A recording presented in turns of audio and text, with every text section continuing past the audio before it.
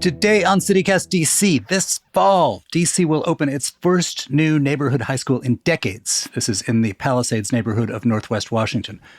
The new principal of MacArthur High School, Harold McCray, is here to talk about how you pick a mascot and start traditions for a brand new school.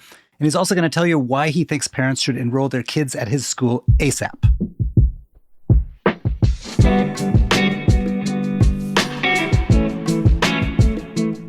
Today is Thursday, July 6th. I'm Michael Schaefer, and here's what DC is talking about.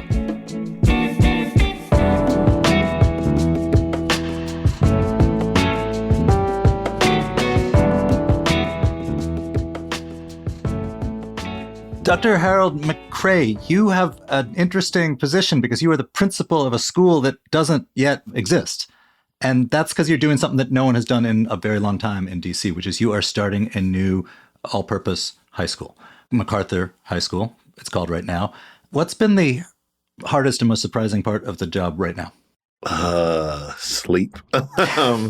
And I say that because with opening up a brand new school, there's so many things that you have to think about, especially the students are top of mind, choosing programming, making sure that the community is, at ease with a new school coming into there, answering the questions of the parents while still dealing with the politics of the city, even working with construction and making sure that, you're getting the right things for your school, the purchases that need to happen, making sure that Amazon and all those other deliveries are going to the right side. So there's so many different things to think about. But I think the hardest part is just making sure that you have everything that you're going to need for day one.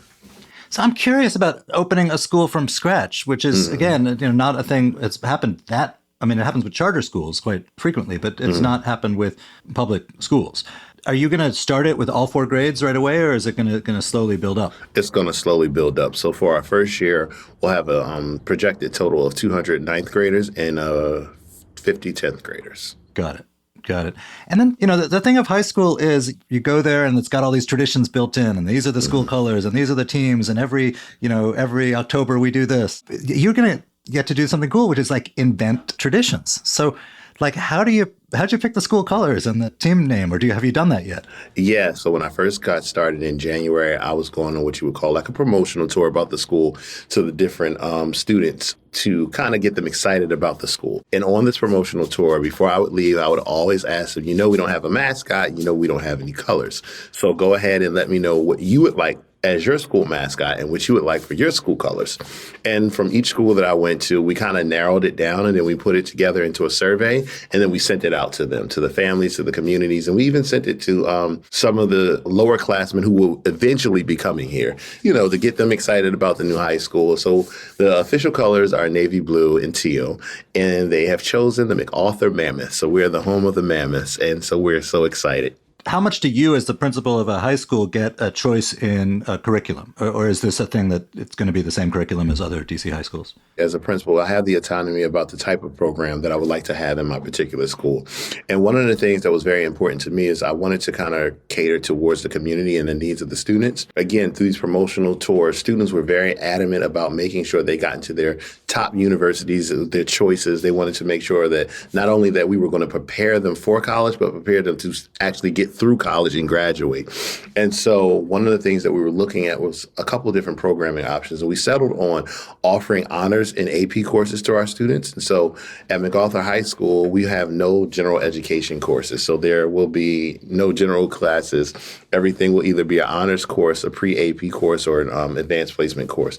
So we did that because we wanted to ensure that our students would be able not to just compete with other students across the district, but globally. The mission is centered around, developing global leaders so that they can go out and be successful. And that was the work that we've done here so far. When I was in high school, it was like this for you too. There was on the campus, there was this one area where everyone knew the seniors hang out over there and the freshmen hang out over there. And so I'm fascinated with how the kids are going to sort of colonize the place and develop that kind of geography and that sort of stuff on their own. Yeah, it's amazing. There's some great spots on the campus. One of the things that me and the team talk about a lot is how do we make this more like a college feel? How do we ensure that, they feel comfortable and have the flexibility around the building? And so we have like this atrium over here with beautiful natural light that could probably seat about 20 to 30 students. And then behind the cafeteria, we're going to put tables and make a little outdoor cafe back there for them. And in the front of the school currently, there's like this garden out there, but it has seating. And so there are like a couple spots throughout the campus in which students can, I'm sure they're going to be able to hang out. But what we've done, and we actually do this about once a week, we take a walk through the campus and kind of identify some of these spots and figure out how we can beautify it for our students. So like a beautification day where the community can come out, because I know that these are going to be areas that kids are just going to love to hang out at. Right. But so right now, when you say we, it's the faculty and it's the grown-ups. Yeah, you're right. And then we'll host an open house for our students closer to when school starts. And then there's like a 3-day orientation for our students as well. So there are a couple moments in which they'll be able to come in and kind of share their ideas and what they would want their program to be like as well. What kind of teachers were receptive to that pitch? I mean, is it going to be mostly people who have been in DCPS and are shifting from another school, or people moving here for the job? We've interviewed over 150 people to work here. One of the things that was a push for us, not anything against first-year teachers, because we think they're lovely, we think they're great, and we'd love to nurture them to stay into the profession. But with the caliber of work that we are asking for from the individuals, we needed experienced folks, because you're going to have to do a little bit more than a typical average teacher would have to do when a school's opening. Because we're such a small staff, you're going to have extra on your plate just because we have to fulfill the needs of our students. And so once I sold that information to them, we started hiring. We're about half of the staff is from DCPS and half the staff are from other places. We wanted to ensure that we got like a global perspective. And so we have teachers who are coming from Puerto Rico, some Italian native speaking teachers to teach our Italian courses. We have an engineering coming from Alaska. There's a wait, Italian? Italian yes, course? Why do you have an Italian course? Oh, because our middle school students, outside of Spanish, the second highest foreign language of our incoming students is Italian.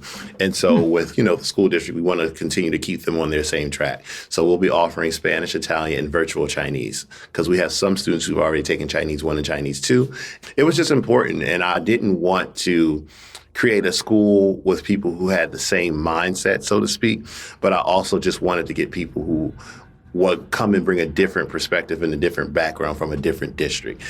For myself, I came into DCPS in 2019. Prior to that, I was in Prince George's County for 14 years. So I'm coming in with a different perspective of how a different school system runs, and I can bring some of those different things into the district.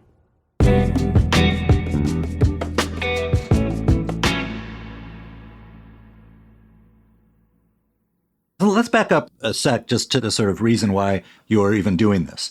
The new school, MacArthur High School, is located on MacArthur Boulevard, as the name suggests, which is in Ward 3, which is also where Jackson Reed High School is. Why did the city need a new high school in Ward 3? To relieve the overcrowding of Jackson Reed. I think it was owed to this community to kind of have like a neighborhood school that would be for them. Jackson Reed is an excellent high school, and, the people of this community wanted the same thing, just not at a larger scale.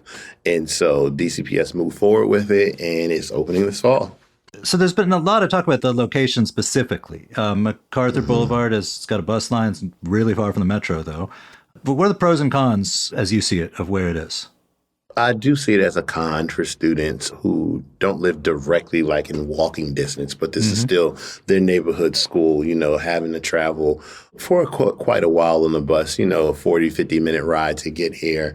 It can be daunting on a high school student, but I also see it as an opportunity because you're actually getting to go to a high school that's unique in a sense. It's starting from the ground up.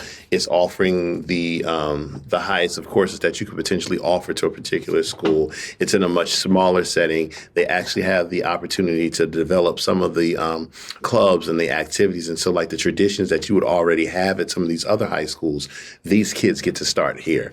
And it's been a great selling point for us. So we do imagine our first year, we'll probably have like half the students probably riding the bus, and some of them will be dropped off by their parents. Some kids will bike. So, we're requesting bike racks and things of that nature. But we're hopeful because the families that are enrolling are adamant about getting their children here. I'm curious, do you have stats so far? You mentioned expecting 200 ninth graders and 50 10th graders. How many, within that group, how many of them come from Ward 3? How many of them come from elsewhere in the city? So right now, we're about 60% enrolled, and majority of the students are from Ward 3. Got it. What about the others? Like, where are they coming from, and what is their interest? I mean, insofar as you've found out, in going to a new school instead of their own neighborhood school. So we do have a handful of students who are coming from private school, transferring back into DCPS. You have some students who are coming from charter schools that are in Ward 7 and 8 who, want to give us a try, want a different experience. And this is not to take away anything from the DCPS schools in Ward 7 and 8. It's just that, I guess there's this this reputation, so to speak, of students getting an education in Ward 3 where they might feel like their child is safer or things of that nature. You're in this really unique position where you've got a lot of power of sort of setting traditions in motion that will then carry on over the years and decades. Is there any aspect of like your traditional American high school that you are trying to avoid replicating? Oh, it's a great question. I don't think we're even thinking about avoiding some type of tradition. I think we've been so focused on what can we create that will help us stand out that might be particularly different from other high schools. And so it first started with our programming. We know that a lot of schools don't right away offer your pre-AP courses as the standard course for coming into high school. Right. There are some high schools in which students would have to take a double dose of math and ELA. And instead of doing that for us, we just have year-long classes in that one particular course. And then, of course, the size. I think that's probably the biggest difference than a lot of the other high schools is that we're traditionally going to be a traditionally smaller school, so to speak. Now, eventually, over time, we'll get up to at least 800 students. But still, compare that to a lot of high schools across the nation, that's still considerably small. Right. And I think what I hear you saying, we're talking about the all honors courses and the no general education courses and stuff, is that if you are a parent who is hoping to raise an overachiever in an academic sense, this school, even though it's new, even though it doesn't have a track record yet, is a safe place for you. Correct. And I assume, particularly in MacArthur Boulevard, that's like a kind of marketing necessity. It is a high demand. And just because they want their children to have that type of education, which is fine, which parent would not? So what happens now? School opens in September and it's off to the races? Yeah, it'll be go time. I don't think everything will be 100% perfect, of course, as much as I would like it to be. But we're going to see. I think all of the prep work that is being done prior to school starting, all of the events that we'll have leading up to school starting, so that it's not the first time that they've seen each other. It's not the first time that they've interacted with staff. It's not the first time that they hear what the expectations are. I think it just makes day one that much easier. So people coming in the first year when it's not, all the grades are not there and so on, will there be things like a football team? Basketball team? Great question. So the sports that we're offering here at MacArthur for the first year will be basketball. It will be flag football for girls. We'll be offering cross country. And is the expectation that it would then expand as the school expanded? Yes, absolutely. So as we get more students, we'll be able to offer more things. But unfortunately, we'll not ever be able to offer football just because we don't have a high school regulated field. So tell me, beyond that, how do you see it evolving in 5 years, 10 years? 5 years from now, I'll see this place as one of the premier high schools in the nation, being known for their academics, being known for the sports teams that we do have. It's a school where kids are excelling. They're doing things all across the city being highlighted. Staff members are really being acknowledged for the hard work that they're being done and they're being seen.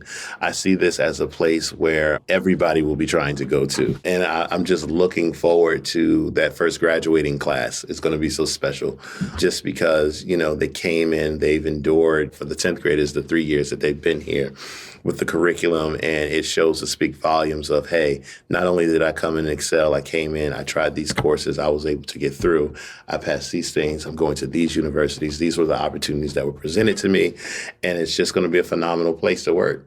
Harold McCray, thank you for joining us. Thank you so much for having me.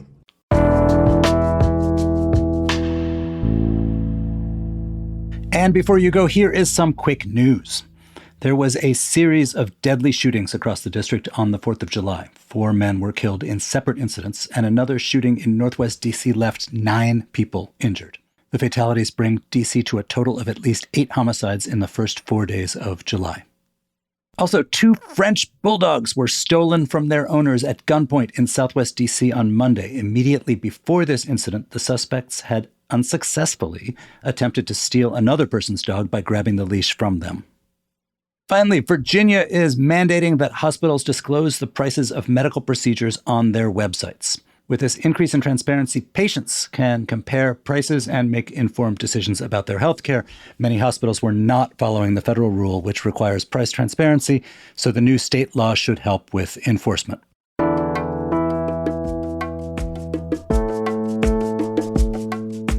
That's all for today here on CityCast DC. If you enjoyed the show, tell the world. And if you love our show and want this kind of content in written form, subscribe to our morning newsletter. Just text DC to 66866. We'll be back tomorrow morning with more news from around the city. Bye.